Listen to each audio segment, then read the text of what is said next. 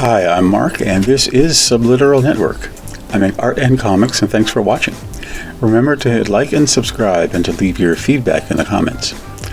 Now, I post art daily 5 days a week on Instagram, Facebook, and Twitter, and this is a roundup of some of that work in case you missed it, with a little more detailed description added. You can read my Una the Cave Bunny comics free at radiocomics.com, and my comic Rock Rats is now available for my Patreon subscribers. And please visit my Patreon page if you would like to support my work. There's a growing gallery of art and comics to see and enjoy. You can join at the free level for an introduction to all the features. All these links are in my description and bio, so please watch till the end so you don't miss anything. Livewire was introduced on the Superman animated series, and she's kind of stuck around for a long time. They even kind of tried to sort of retcon her into the regular Superman comic books. Drawn as a realistic figure, though, like they did in the Superman comics, kind of blunts her graphic design appeal to me.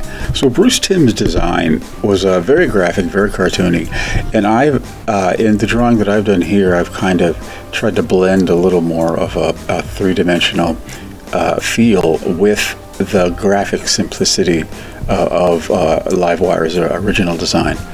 This is on a small, kind of odd-sized piece of paper, but I inked up that Mirror Universe little sketch that I had done.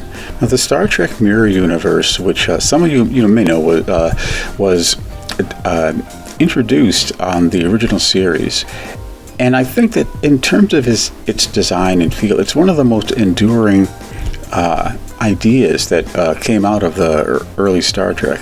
I mean, you got to remember, it was 60s TV, and for women to be running around with those bare midriffs like that was really something back then. And plus, they weren't scared to get super beautiful women on TV, so you would just see these stunning beauties walking around.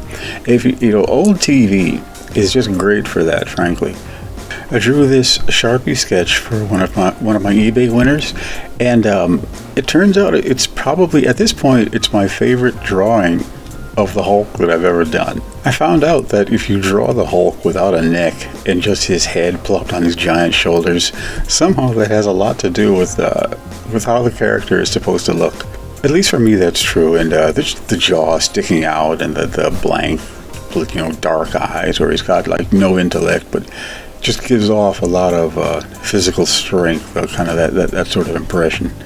Sometimes I think it's useful to talk about pictures that didn't quite exactly come out the way that I wanted to, because experimentation is sort of important when you're trying to create pictures that are attention grabbing. In a way, I sort of stopped halfway through. You can see that the hair is inked in black and white, but I didn't put any color on that. There's a blue background that just kind of covers over the hair, and I chose to do most of the modeling on the figure.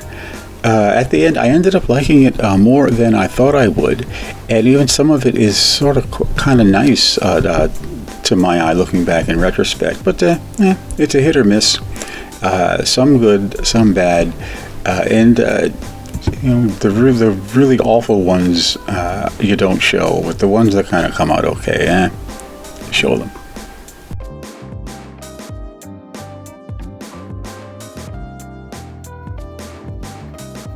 Thanks for watching.